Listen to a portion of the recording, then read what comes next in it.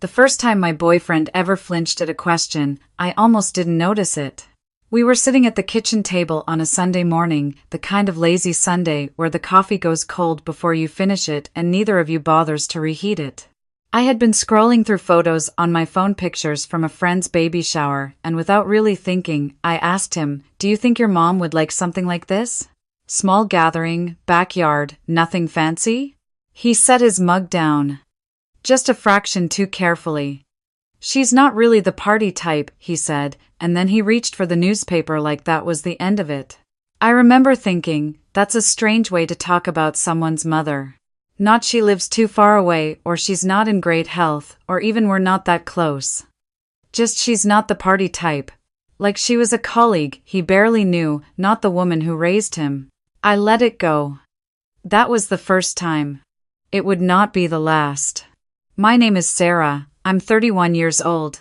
I work as a registered nurse at a mid-size hospital in Columbus, Ohio, and I have spent most of my adult life being the kind of person who asks too many questions and cares too much about the answers.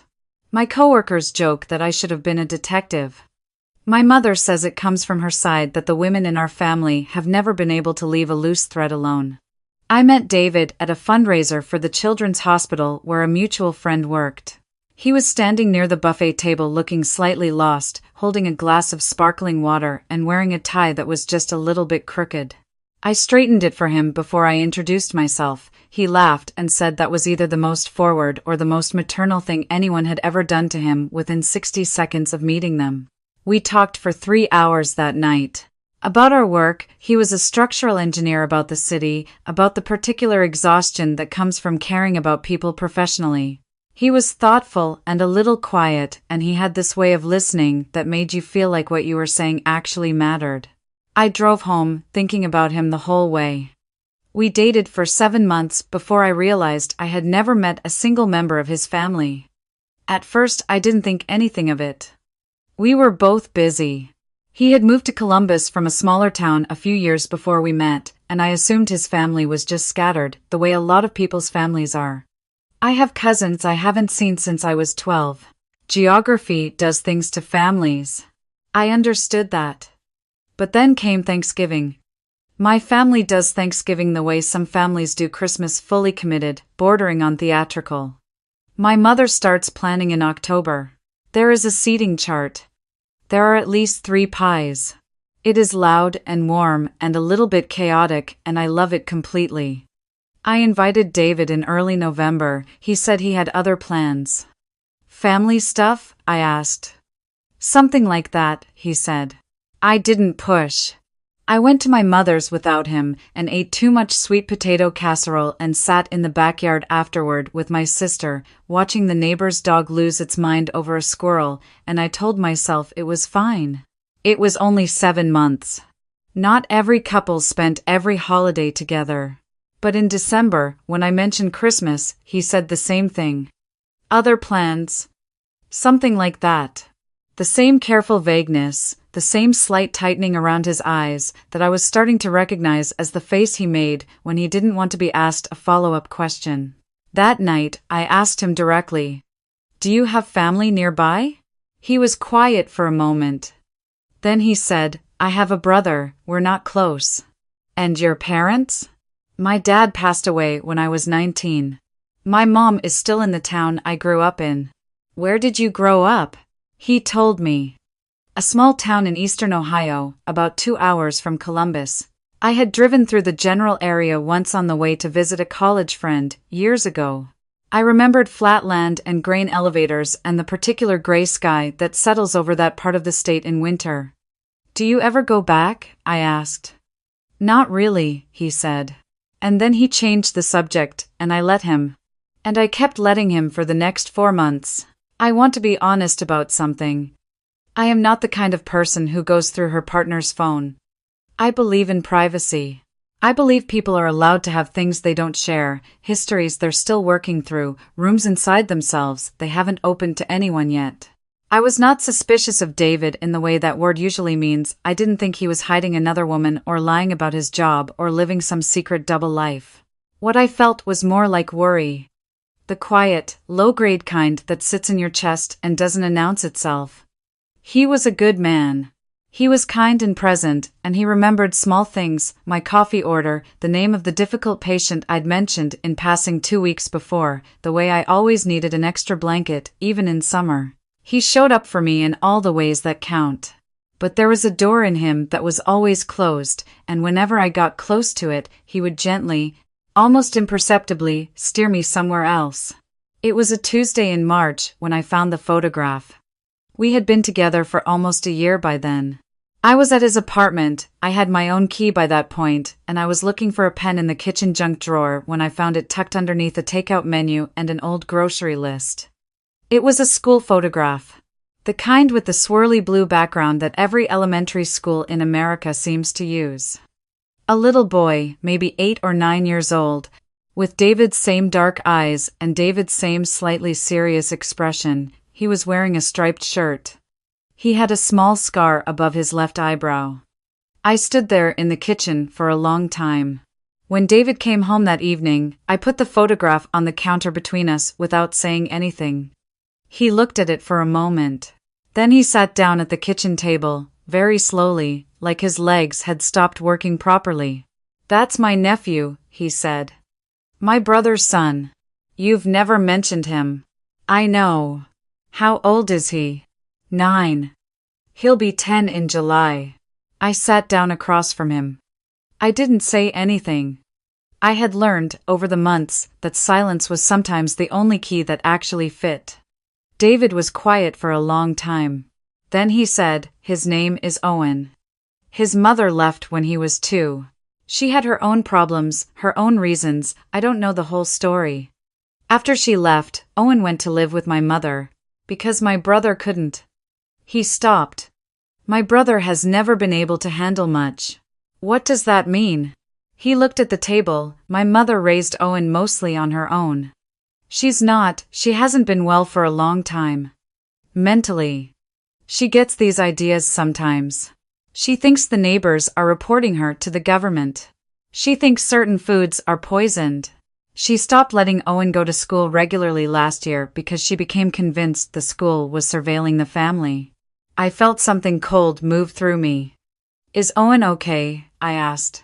"I don't know," David said, and the way he said it flat, exhausted. Like someone who has asked himself the same question so many times, the question itself has worn smooth. Told me everything about how long he had been carrying this. "Why haven't you done anything?" "I've tried." He pressed his hands flat on the table. "I've called Child Protective Services twice. Both times they went out, assessed the situation, and determined the child was not in immediate danger. She's not violent, the house isn't filthy. Owen has food. She takes him to his doctor appointments. On the surface, from the outside, it looks okay. And she is his grandmother.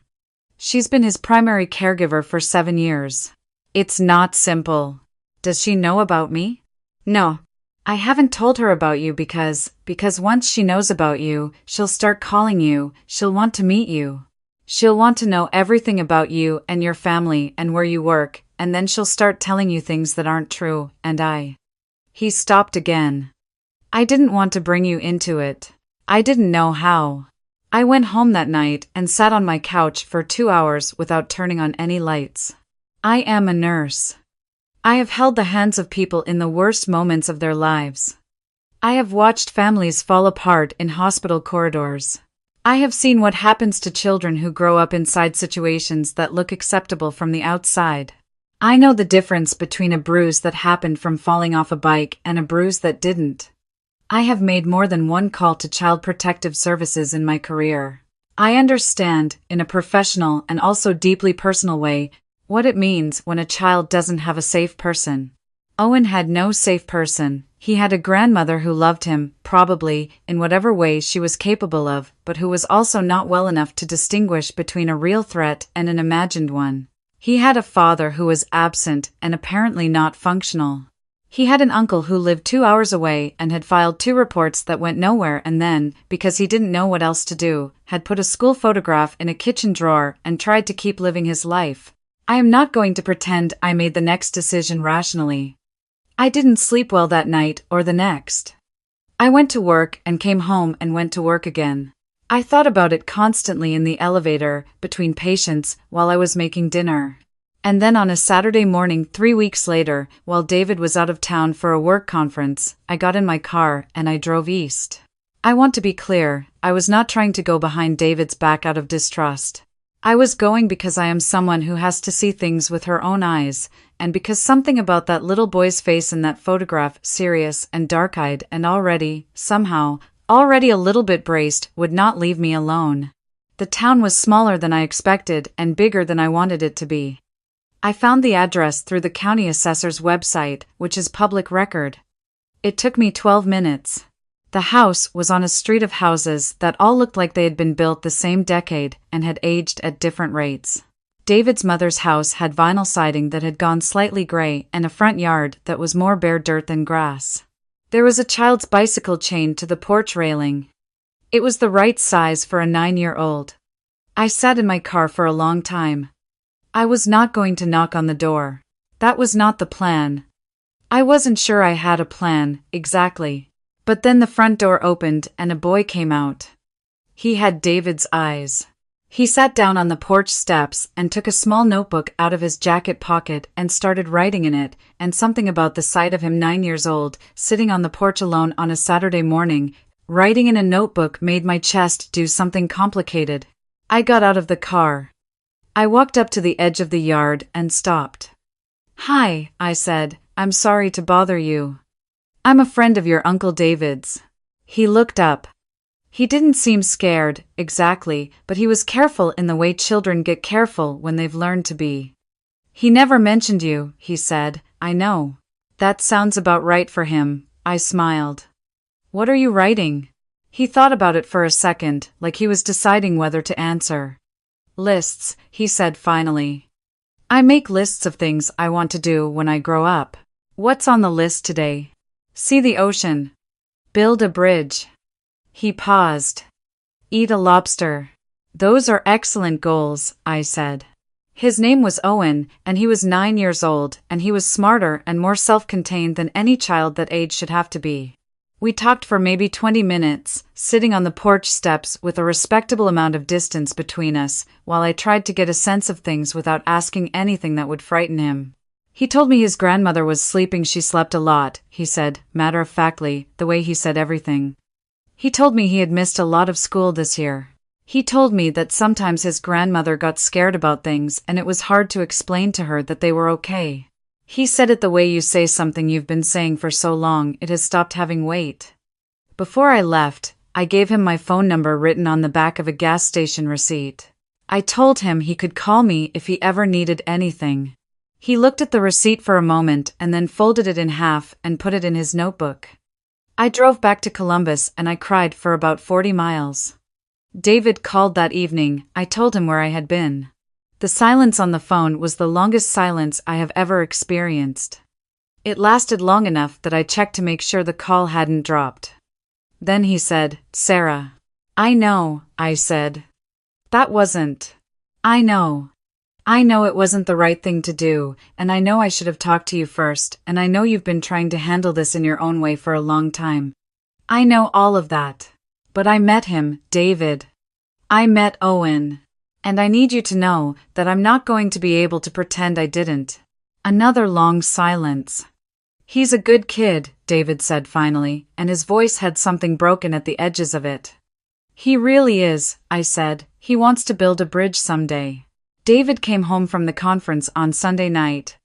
We sat at the kitchen table, the same table where we had sat on that Sunday morning almost a year ago, with the coffee going cold, and he told me everything. All of it. The parts he had been keeping in that closed room for as long as I had known him. His mother's name was Ruth. She had always been anxious, even when he was young, but it had gotten significantly worse in the years after his father died. She had been diagnosed with a delusional disorder, but she refused to take medication consistently because she believed, during her episodes, that the medication itself was part of the problem.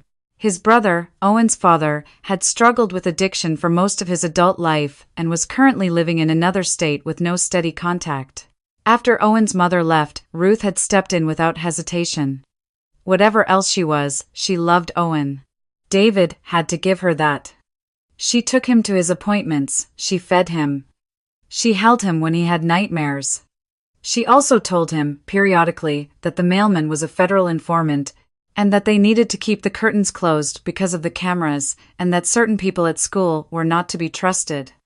David had tried to get her help. He had tried to get Owen placed somewhere safer.